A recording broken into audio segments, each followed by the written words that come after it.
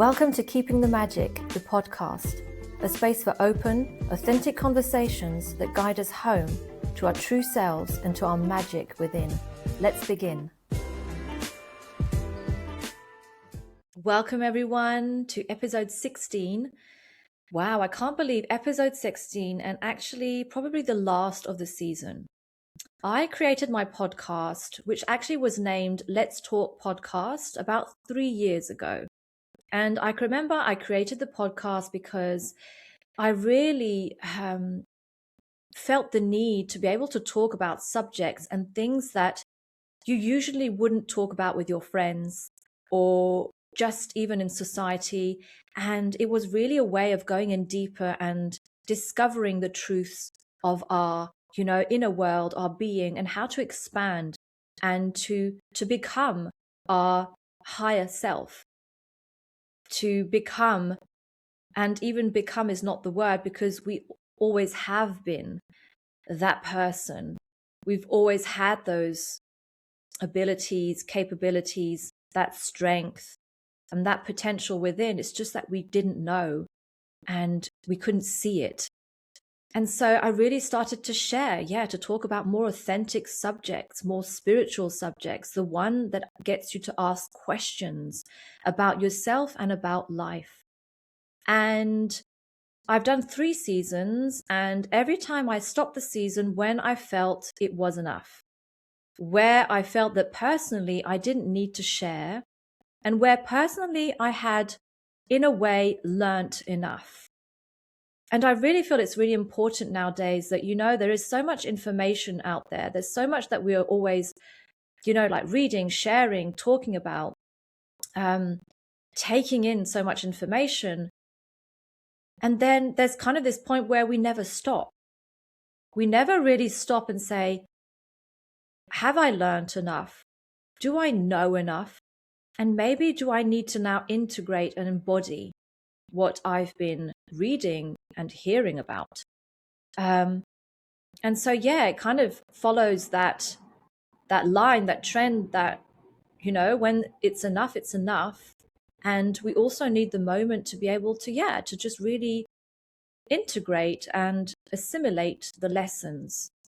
And so for me, it feels like this now where I have shared, I have had amazing guests on my podcast, and I really feel grateful for these amazing people actually reaching out to me, wanting to be on my podcast and to have these conversations with me. Really, really fills my heart and really makes me extremely grateful. We've been talking about so many different subjects, so many important subjects, tools and tips that we can apply in our life. We've talked about grief, AI, how AI can be a wonderful tool to navigate grief with guardian angels. We talked about yoga and how yoga really is a way of life, how yoga can really help you to integrate those lessons, to embody your truth in your body. Because if you know things, but you never integrate them in the body, you never feel them in the body, it's incomplete. And so yoga, of course, for me, speaks a lot because I practice yoga almost every day, and it's really part of my life, and it has been for a very long time. Then Reiki, we talked about Reiki, which I was more foreign to and which I love discovering, how we can practice Reiki on ourselves, how we can teach Reiki to others, and how we can help the world by uplifting the frequency thanks to Reiki. It's simple, it's quite easy, and it's so powerful. And then I've had amazing guests who were intuitive guides, coaches, spiritual mentors who wrote amazing books and who shared their perspectives of life and through their own experiences of really going to the extremes, to really living life, attaining amazing goals, learning what it means to be resistant, to be perseverant, consistent, and also learning how to believe, how to trust. And I really feel grateful again, because I feel that all these kind of truths or perspectives and knowings put together really make a whole. If there was a sphere, if there was this ball of light, all these subjects that we have been talking about, all these guests that came, really make it whole, because each part, kind of like a puzzle, they all fit together. And, like, you can want to climb Mount Everest and attain a certain goal and live in extreme conditions and learn to feel comfortable in the extremely uncomfortable. But yet you can learn how to do that. But if you don't believe and if you don't trust, just as we talked about with Chris Land and his book, The Infinity Within, it doesn't work. And it's all a matter of balance, and it's all a matter of bringing it together and having this sphere of this ball of light, which is whole, which is complete. And that's where I want to come to this wholeness of, we are all whole. We are already complete. We hear about the healing journey a lot when we're in the self-development world, and when you're a coach or a mentor or a therapist, we hear healing, healing, healing. And I use that term for a long time, and there is a part of healing, but I don't really like to use it anymore, because healing means that you have something wrong. Healing means that you're broken and that you need to be fixed. You don't need to be fixed. You don't need to be healed. You just need to remember who you are. You just need to get to know yourself. And that's what we talked about, Dina Berin, getting to know yourself, trusting your intuition, knowing what intuition means. And when you can really trust your intuition, that inner voice, which is literally your higher self or your higher version of you, in a way, the spiritual version that's always there within, guiding you.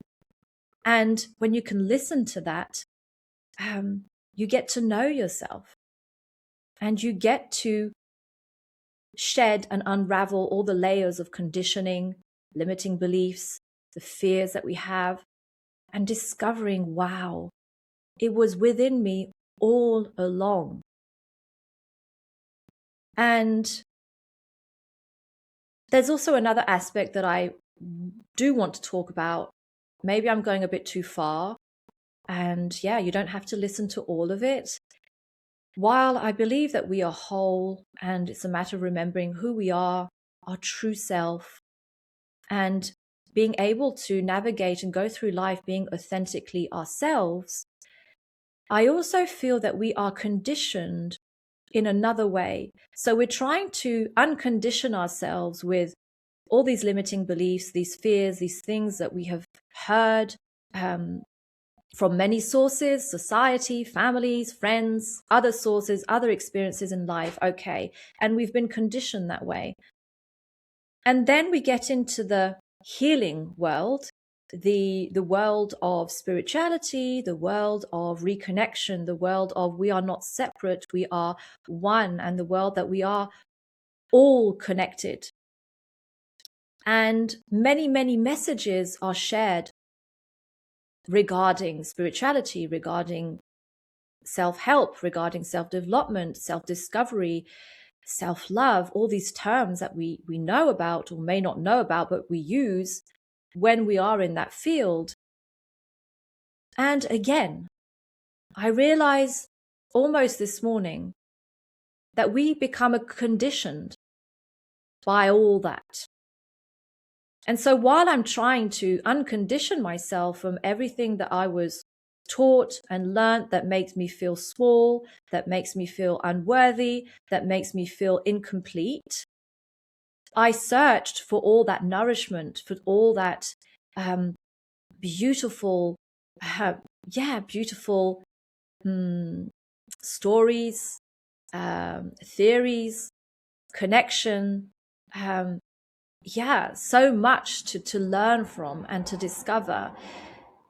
That there are messages that we hear again and again and again that eventually condition us again to think and to feel a certain way. And I am a really very strong believer of balance in life. Everything is balance. If you are not at all spiritual, you will suffer. If you are too spiritual, you will suffer. If you are too much of something, if you eat too much of something, if you drink too much of something, if you smoke too much of something, there's an imbalance which will be unhealthy and it will be toxic. No matter what the imbalance is, it will be toxic. And again, if we're too much into that conditioning of spirituality, self-love, self-help, you should think a certain way. You should think that you're whole. You should think that you need no one because you can be happy on your own, that you can be whole on your own because you are whole. Yes. But hearing those things can be dangerous because you can also end up in isolation. You can also end up being very unhappy, even though you are extremely spiritual and extremely healthy and extremely, what you think, balanced. But you're not, because you're an extreme. You're just in the spiritual. You're just in all that. I should be this. I should be that. The ego this, the ego that. I shouldn't, all the I shouldn'ts and I shoulds create conditioning. How can we be free of conditioning no matter where it comes from and what it is? Taking a bit of everywhere, of everything, depending on who you are, what resonates with you in society, in a certain field, with certain people, and create your own, in a way, mini universe within yourself. Create your own, in a way, ecosystem within yourself, with all those little components that you chose. But to not get stuck in a certain thought mechanism. We are so influenced daily, whether we're like scrolling on different platforms, social media platforms, watching ads, hearing ads, listening to podcasts. We are influenced constantly and we don't even realize it. We don't even know how much our brain and our system is being fed constantly with information and stuff that we end up believing. And I'm not saying it's harmful. Most of it can be very beautiful and very nourishing and very true, especially when you are aware, especially when you are conscious, especially when you are willing to grow, when you are in that space. But again, it can be dangerous when you go too far, when in a way you don't listen to yourself. Because when we are in the well-being world, we know how to listen to ourselves. We know how to reconnect. We know how to connect within ourselves, maybe to connect also with something larger, the divine. And we have the tools, we have everything, but then we can forget that we are human and that we have human needs. Human needs is connection. It's love. It's communicating. It's exchanging. It's listening and expressing our emotions. And that can very easily get kind of brushed away and suppressed, or handled in a certain way because I'm spiritual, because I'm a coach, because I'm a therapist, because I am so connected. I don't need this and that because, wow, I feel so amazing just with my own spirituality. No, we are human. And I'm sorry, but I don't like living alone. I don't like being single. Even though I'm whole, I love myself, I am confident in my own skin. In a way, I've worked for it. Like, I haven't always been confident. I haven't always felt this way, so aligned within. I haven't. But I still need connection. I still need love. I still need to be loved. I still need to have connection with other people, live in community. Human beings are social animals that need connection. And actually, whether we are spiritual or not, the world wants us to be separate.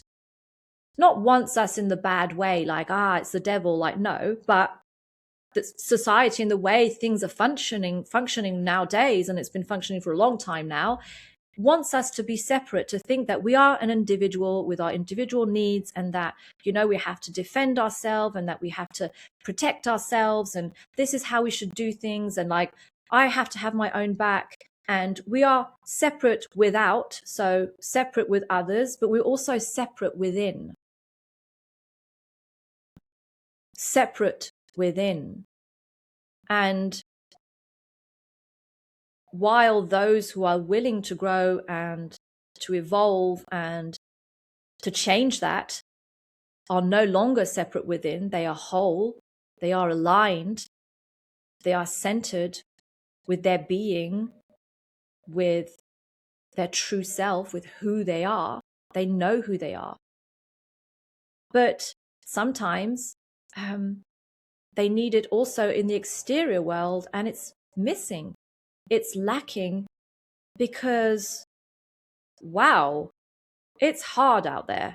There aren't many people who are willing to be vulnerable. There aren't many people who are able to open their hearts. To have an open heart is fucking courageous, and I'm sorry to be rude. It requires so much courage to be vulnerable with someone or with people, with friends, with a partner, with our family, with even strangers, to see the other not as separate, not as someone, oh, he's he and I am me. In a way, yes, of course we are. We're individual beings with our own unique qualities, and we are physically one unique being, but we are not separate.